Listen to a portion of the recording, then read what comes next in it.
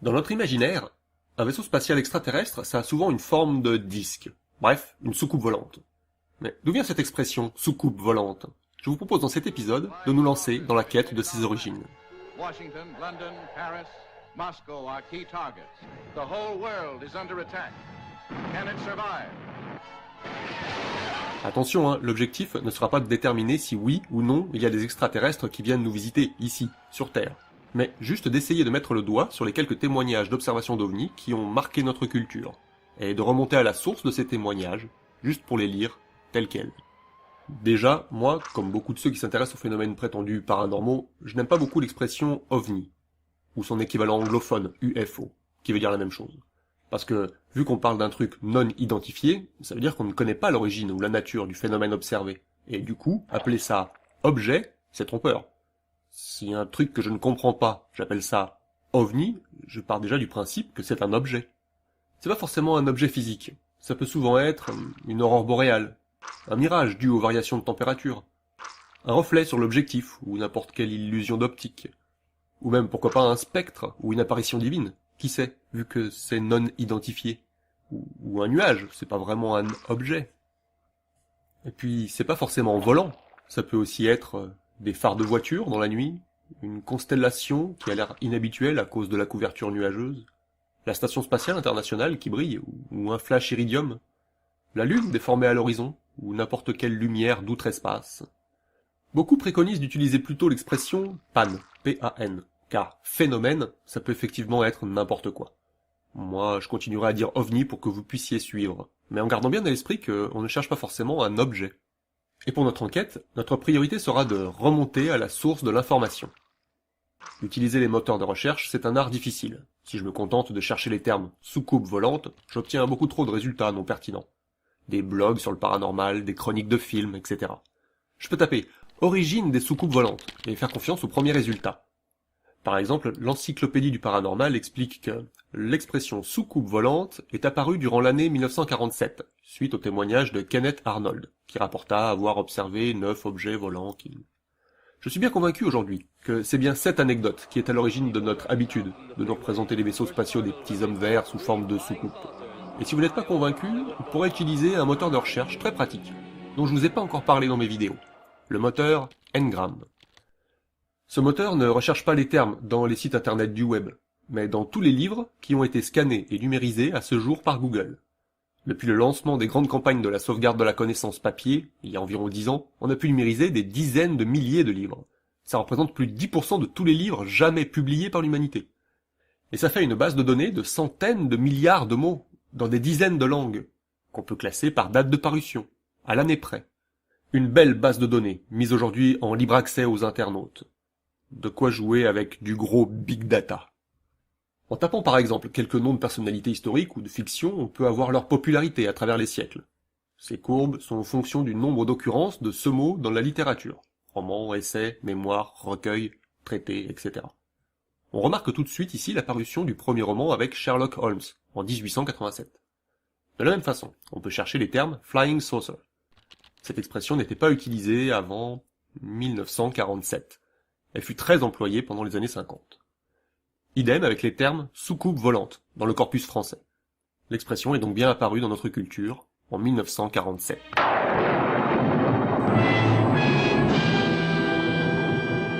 Le 24 juin 1947, un pilote privé, Kenneth Arnold, rapporte avoir vu plusieurs objets volants inhabituels, près du mont Rainier, dans l'état de Washington. Voici son tout premier schéma des objets tels qu'il les a décrits. Il y en avait environ une dizaine. Et le voici un peu plus tard devant un dessin plus artistique de ces objets. Ça ressemble un peu à une sorte de boomerang blanc, avec des bouts en forme de petites ailes, c'est-à-dire un peu comme des pélicans blancs. Mais ce qui lui paraissait le plus étrange, c'était leur trajectoire. Ça ne se déplaçait pas comme un avion ou une fusée, mais ça faisait plutôt un mouvement, comme ça, un peu comme des pélicans blancs qui battent des ailes. Mais Kenneth Arnold, lui, a plutôt employé l'expression comme un mouvement de ricochet qu'on ferait sur l'eau avec une soucoupe. Et c'est tout ce qu'a retenu le journaliste qui a recueilli l'interview. Ça y est, il avait un titre choc. Un pilote a vu des objets comme des soucoupes voler à 2000 km/h dans l'Oregon.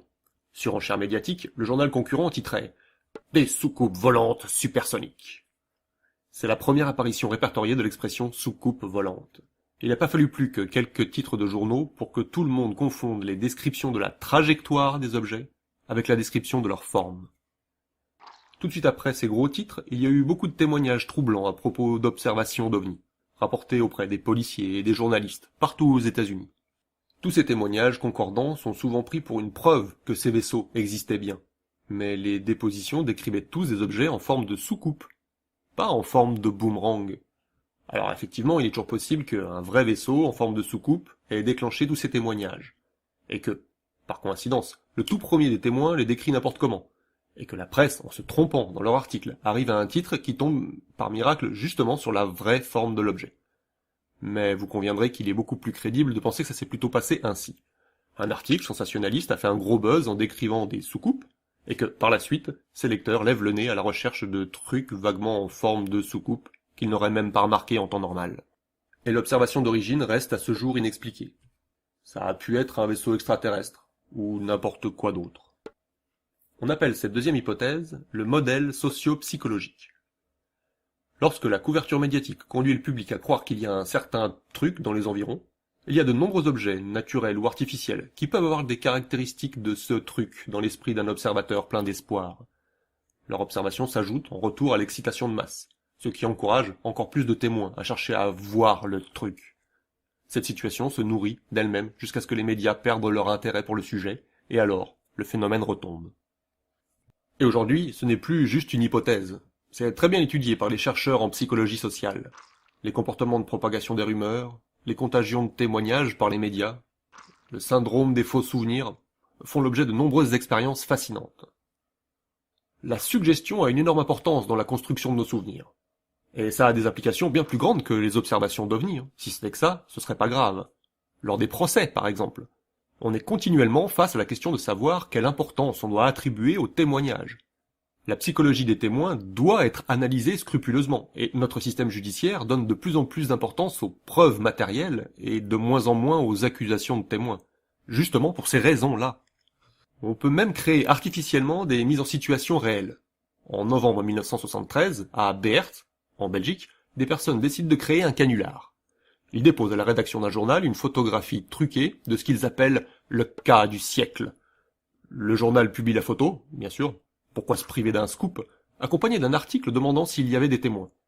La rédaction fut assaillie de coups de fil de témoins qui jurèrent avoir vu exactement le même objet. Ce fut une mini-vague d'OVNI dans tout le pays. Après quelques jours, les personnes dévoilèrent que le cliché était un faux. Ça montre bien qu'à partir d'un faux cas, ici un canular, on peut engendrer d'autres témoignages tout aussi faux par la simple contagion psychologique. Le cas de soucoupe volante le plus connu du grand public, c'est certainement le crash de Roswell.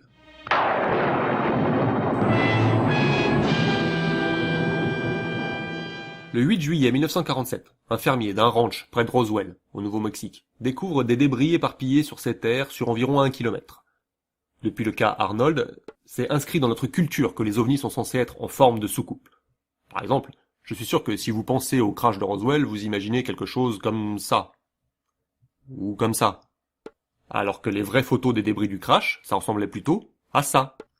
Et ça n'a rien d'étonnant, parce que ce cas s'est produit quelques semaines seulement après le cas Kenneth Arnold, c'est-à-dire en plein milieu du buzz médiatique sur les soucoupes. 3 jours avant le crash, les journaux titraient encore « Des soucoupes volantes sillonnent le nord-ouest des USA ». C'est donc tout naturellement que la presse s'empare de cette anecdote pour faire ses gros titres du lendemain. Les lecteurs sont en haleine. L'armée de l'air a capturé une soucoupe volante dans un ranch de la région de Roswell. Mais les débris n'ont rien d'une soucoupe. Ce sont juste des morceaux de papier métallisés, un peu comme ceux qui étaient utilisés pour les ballons militaires de type Mogul. Il y avait aussi des baguettes de balsa, un peu comme celles qui étaient utilisées pour les ballons Mogul. Certains y ont vu également des inscriptions étranges qui ne ressemblent à aucun alphabet connu sur Terre.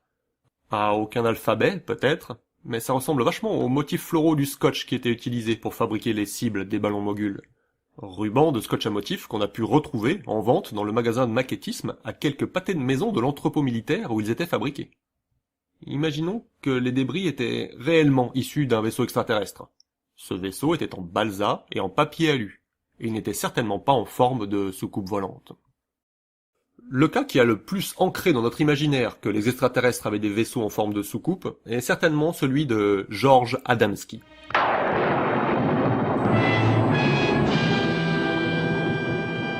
En 1952, il aurait fait la rencontre d'un Vénusien nommé Orton, qui l'aurait emmené sur son vaisseau spatial pour visiter Vénus. Un vaisseau en forme de soucoupe, bien entendu. Il a décrit la planète Vénus exactement comme on pouvait se l'imaginer dans les pulps des années 50. C'est-à-dire vivable pour les humains, couverte de forêts peuplées de grands reptiles hostiles. La seconde couverture, là, par exemple, est parue quelques mois seulement avant le témoignage de Adamski.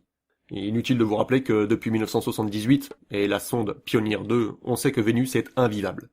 Une atmosphère d'acide sulfurique à 450 degrés, 100 fois la pression terrestre. Son livre, Les soucoupes volantes ont atterri, a sérieusement contribué à ancrer l'expression soucoupe volante dans l'imaginaire collectif. Les pages intérieures contiennent des photographies qu'il a prises du vaisseau. Les ufologues ont essayé d'imaginer les modes de propulsion possibles, et ont guetté les cieux avec leurs télescopes à la recherche de quelque chose ressemblant. Les sceptiques ont une approche très différente. Eux, ils font les brocantes. Parce que dans les magazines de l'époque, on pouvait voir des publicités dans ce genre-là, ce qui ressemble étrangement aux photos du livre. Après des recherches sur internet pour obtenir le modèle exact, on a pu retrouver un exemplaire du modèle de cette lampe à gaz. Voici le couvercle en noir et blanc et sous le même angle. Avec d'autres pièces du même genre et 3 balles de golf, on peut obtenir ça. Moi, ce que je trouve le plus convaincant, c'est sûrement ça, là. On pouvait toujours spéculer sur ce qu'était cette petite tache floue sur le dessus. Il se trouve qu'elle correspond très exactement à l'encoche qui permet de fixer la poignée. Ce qui ne veut pas dire que Adamski n'a pas été sur Vénus dans une soucoupe, mais ça veut dire que cette photo ne peut pas être considérée comme une preuve. Pourtant, cette photo a inspiré de façon évidente des bandes dessinées, des jouets pour enfants, des romans, des séries télé, et bon nombre d'autres observations d'OVNI durant les décennies suivantes. Et moi qui suis quarantenaire, mon imaginaire a été sculpté par les épisodes de Goldorak. Le vaisseau de Actarus est une réplique exacte de celui de Adamski, avec les 3 petites boules et tout. Là, je mets 2 axes parallèles. Les témoignages d'observations d'OVNI, j'en dessine que quelques-uns, et les œuvres de la culture populaire, en incluant les articles de journaux. Idem, j'en mets que quelques-uns. Il est entendu que les œuvres sont inspirées à la fois par les œuvres précédentes et par l'actualité. Mais force est de reconnaître que l'inverse est vrai également. Les témoignages d'OVNI sont influencés par la culture populaire et les témoignages précédents. Tout ça représente le modèle socio-psychologique du phénomène OVNI. Ce modèle ne prouve pas qu'il n'y a pas des extraterrestres parmi nous, Peut-être que certains de ces témoins ont vraiment été face à une intelligence non humaine. Mais il nous faut reconnaître qu'on peut aussi arriver à un tel pataquès juste avec des boucles d'influence cognitive entre les observations et les récits. Ce modèle ne dit pas grand-chose sur les extraterrestres, mais il peut aider à mieux comprendre les mécanismes qui font qu'on se les imagine toujours au volant de soucoupes. Enfin, j'exagère, c'est toujours des soucoupes en Amérique. Mais ailleurs dans le monde, en fait, on observe d'autres formes. Parce que oui, la forme des vaisseaux, c'est culturellement dépendant. Par exemple, en Belgique, dans les années 90, on voyait surtout des vaisseaux triangulaires.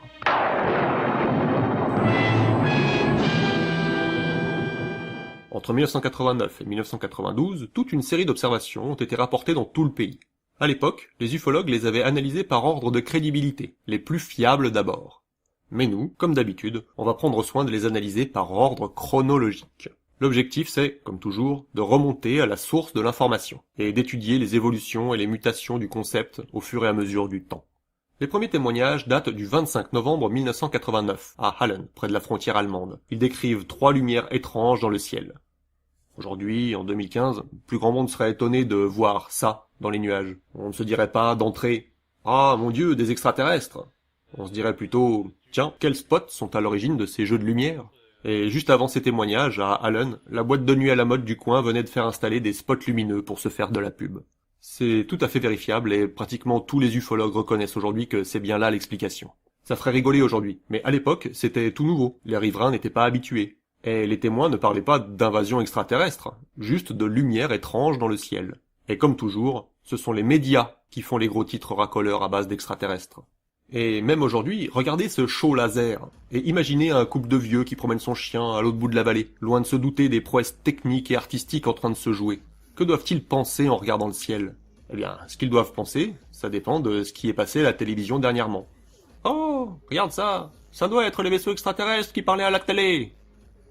Pendant les années 80, en Europe, les ovnis n'étaient pas à la mode.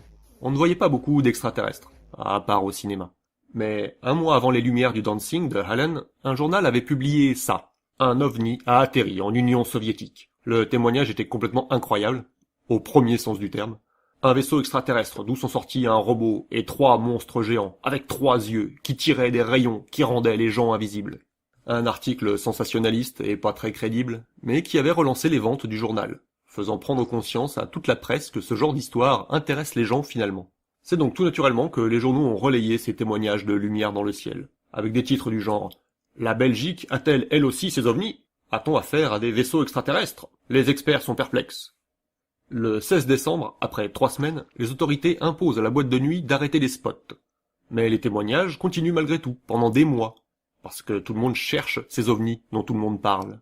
L'État avait même envoyé des avions de chasse F-16 pour chasser ces aliens. Ils n'ont jamais rien observé sur aucun radar, bien entendu. Certains témoignages peuvent être facilement résolus. Des avions, des étoiles, des éclairages publics, etc. Et certains n'ont toujours pas d'explication. Le plus intéressant, c'est lorsque plusieurs personnes différentes sont témoins du même événement. Par exemple, Madame Robert conduisait sur la route lorsqu'elle a vu ce qu'elle décrit clairement comme un avion. Des hublots, feux disposés en triangle, phares d'approche à intensité variable.